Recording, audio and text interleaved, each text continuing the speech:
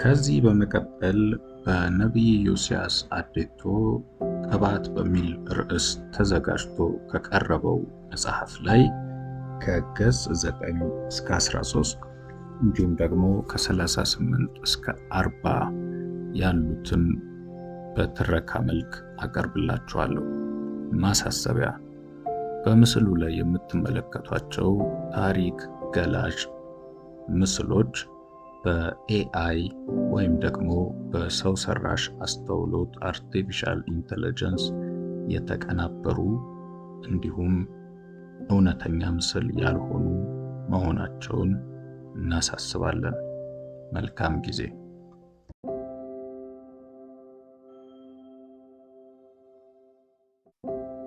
ያላወቅኩት ጥያቄ። አስታውሳለሁ፣ ጊዜው ክረምት ነበር። ለኢትዮጵያ ልጆች ያለ አንዳች ከልካይ ከንጋት እስከ ምሽት የቡረቃና ከሰማይ በሚወርድ ጠል እየራሱ እንኳ ኳስ የሚጫወቱበት ጊዜ ነው። ለእኔ ግን እንደዛ አልነበረም። እንደ ኩዮቼ ወጥቼ ላይታች እያልኩ እንድፈነድቅ የሚያደርግ ደስታ ውስጥ ያልነበረኝም። አንድ ነገር እፈልግ ነበር። የምፈልገውን ግን አላውቀውም። የምፈልገው ነገር ግን ጨዋታ ውስጥ እንደሌለ ገብቶኛል። ዕለተ እሁድ አመሻሽ በገርጂ ሙሉ ወንጌል የተዘጋጀ ኮንፈረንስ የመዝጊያ ፕሮግራም ላይ ልክ እንደ ሁል ጊዜው የምፈልገው ምንድን ነው? ሰላም የነሳኝ ማግኘት ያለብኝ ነገር ምንድን ነው? ከነሚለው ጥያቄ ተገኘው። በዕለቱ ቃል የሚያካፍለው መጋቢ ወደ መሠዊያው እንደወጣ የኔን የልብ ጩኸት የሰማ በሚመስል መልኩ የራሱን ልምምድ ምስክርነት መናገር ጀመረ። እንዲህ ሲል፣ እኔና 2 ጓደኞቼ የ40 ቀን ጾም ጸሎት ገባን። የምንፈልገው ቅባት ነበር። ያስፈለገን የመንፈስ ቅዱስ እሳት ነበርና በራችንን ዘግተን መጮህ ጀመርን። ቅባት ቅባት ቅባት እያልን የተወሰኑ ቀናት እንደጸለይን አንዱ ጓደኛችን በቃኝ፣ ከዚህ በላይ መቀጠል አልችልም ብሎ ጾም ጸሎቱን አቋርጦ ወጣ። ሁለታችን ግን መጸለያችንን ቀጠልን። ይሁን እንጂ ሁለተኛውም ጓደኛዬ ብዙም ሳይቆይ አቋርጦ ወጣ። እኔ ግን ብቻዬን ብቀርም የሚያስፈልገኝና የምፈልገው ቅባት ነበርና ሳላገኝ አልወጣም ብዬ ጸሎቴን ቀጠልኩ። ቀናት አለፉ፣ ምንም አልነበረም። እኔም ርዕሴን አልቀየርኩም። እሳት እሳት እሳት እያልኩ መጮህ ቀጠልኩ። በጾም ጸሎቴ መጨረሻ ግን የነበርኩበት ክፍል መናወጥ ጀመረ። የመንፈስ ቅዱስ እሳት በዛ ስፍራ መንደድ ጀመረ። የናፈኩትን ቅባት አገኘሁት አለ። ይህንን ስሰማ ከተቀመጥኩበት ወንበር ወርጄ ተንበረከኩ። ጌታ ሆይ፣ እኔ የምፈልገው ይህንን ነው፣ ቅባት ነው ብዬ ማልቀስ ጀመርኩ። ከፍተኛ የሆነ ረሃብ ውስጥ የገባ ያ መጋቢ ያገኘውን እሳት እኔም ለማግኘት ጓጓው። በዚህ መሃል አገልጋዩ ቅባትን የምትፈልጉ ሁሉ ወደፊት ኑ፣ እጄን እየጫንኩ እጸልያለሁ፣ ዛሬ ቅባትን ትካፈላላችሁ አለ። ወደፊት ሮጬ ወጣው። ይህች ቀን የኔ ቀን ነች፣ ዛሬ ቅባትን እካፈላለሁ አልኩ። እርሱም መጸለይ ጀመረ። እጁን የሚጭንባቸው ሁሉ በመንፈስ ቅዱስ ይሞሉ ነበር። እኔ ጋር እስከሚደርስ ጓጓው። እሳት በላይ እንዲወርድ ከምንም ነገር በላይ ፈለግኩኝ። ከፊቴ ለነበሩ ሰዎች እጅ እየጫነ ቅባት እያካፈለ የመጣው አገልጋይ ልክ እኔ ጋር ሲደርስ እጁን ሳይጭንብኝ ዘሎኝ ሄደ። ተመልሶ መጥቶ እንዲጭንብኝ ብጠብቅም ተመልሶ ወደ እኔ አልመጣም ነበር። እጅግ በጣም አዘንኩ። ነገር ግን የዛን ቀን ወደ ቤት ስመለስ ስሄድ የነበርኩት ልጅ አልነበርኩም። ውስጤ በጉጉት ነፍሴ ቅባት ቅባት ቅባት በሚል ጩኸት ተሞልታ ነበር።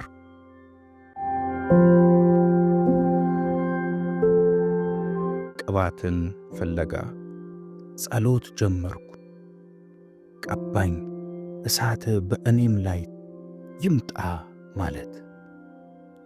ሁለት ጓደኞቼ እቤት ሲመጡ ቅባት እንደሚያስፈልገን ነገርኳቸው።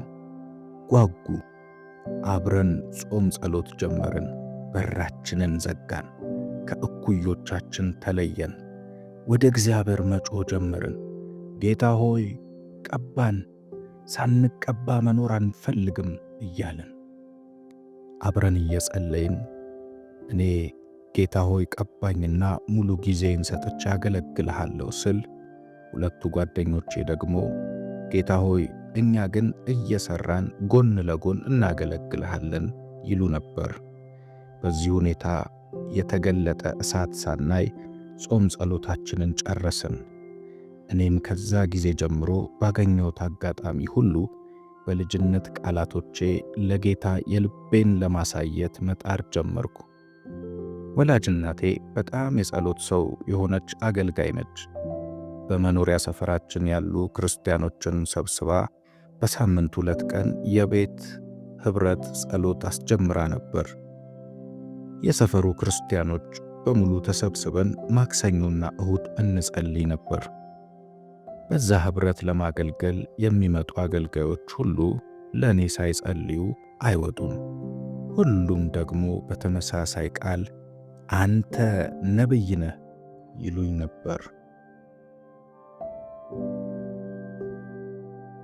ይህንን መልእክት በሰማው ቁጥር እኔ ደግሞ ነቢይ ከሆንኩኝ ድምፅህን ልስማ እያልኩ መጸለይ ጀመርኩ። ለእኔ ጉጉቴ ቅባትና የጌታን ድምፅ መስማት ነበር። ሌላ ምንም ነገር አያረካኝም። ከሰዎች ጋር በተቀመጥኩበት እንኳ እኔ በልቤ ያለማቋረጥ ወደ እግዚአብሔር እጸልይ ነበር። ከዚህ የተነሳ የተሰበሰቡ ሰዎች የሚያወሩትን ፈጽሞ አላዳምጣቸውም። ለሚነሳ የወሬ ሐሳብም የምሰጠው ምንም አይነት ምላሽ አልነበረም። ለዚህም ሁሉም ሰው ከሰው የማልግባባ፣ ንግግር የማልችል፣ ዝምተኛ አድርገው ይቆጥሩኝ ነበር። ይህንን ሁሉ ብጥርም እንኳ በእነዚያ ጊዜያት የጌታን ድምፅ አልሰማሁም። የሚነድም እሳት አላየሁም ነበር። ከዚህም የተነሳ ራሴን በምድረ በዳ እንደተተወ በጥም እንደሚቃጠል ግን የሚጠጣው እንደሌለ ሰው መቁጠር ጀመርኩ። በጌታ ፊት ለረጅም ሰዓት ተንበርክኬ ጸልያለሁ። ለመንበርከክ ጉልበቶቼ ሲዝሉ በደረቴ ተደፍቼ ጌታ ሆይ ቀባኝ ወይ ደግሞ ልሙት እያልኩ አለቅሳለሁ። በዛ ወቅት ነበር አንዲት ሴት አገልጋይ በቤታችን ወዳለ የጸሎት ኅብረት እንድታገለግል ተጋብዛ የመጣችው። በዛ ቤት ውስጥ ከነበሩ ሰዎች ሁሉ በዕድሜ ታናሽ እኔ ነበርኩ። አገልጋዩዋ ግን ገና አገልግሎቷ እንደጀመረች እኔን አስነሳችኝ። አንተ ልጅ ጌታ በምድረ በዳ ላይ አልተውህም ይልሃል ላለችኝ። ሁሉም ሰው ይህ ትንሽ ልጅ ምድረ በዳ ምን ያውቃል ብለው በአግራሞት ያዩኝ ነበር። ለእኔ ግን መልእክቱ ገብቶኛል። ጌታ ቀጥታ ነበር በአገልጋዩ የተናገረኝ። ይሁን እንጂ እኔ ግን አሁንም በጣም አዘንኩ። ጌታ ሆይ ለእርሷ ከምትነግራት ለምን ለእኔ በቀጥታ አልነገርከኝም? እኔ እኮ ድምፅህን መስማት ነው የምፈልገው ብዬ ተከፋው። ፍለጋዬ፣ ረሃቤና ናፍቆቴ ቀጠለ።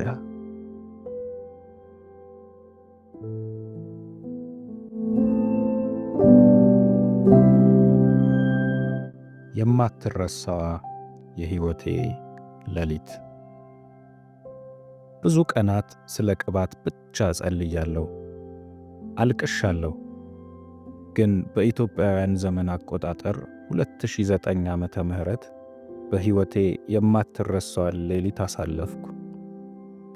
ውስጤ ከቅባት ረሃብ የተነሳ ደከመ።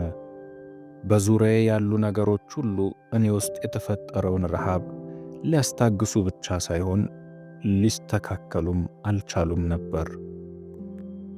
ከምሽቱ 3 ሰዓት አልጋዬ ላይ ጋደም ብዬ አንተ መልካም አባቴ ነህ፣ እኔ ልጅህ ዳቦ ስለምንህ ድንጋይ አትሰጠኝም፣ ወይ ደግሞ ዞር በል አትለኝም። ጌታ ሆይ ቅባት እፈልጋለሁ፣ ቅባት ስለምንህ ዞር በል እንደማትለኝ አውቃለሁ እያልኩ መጸለይ ጀመርኩ።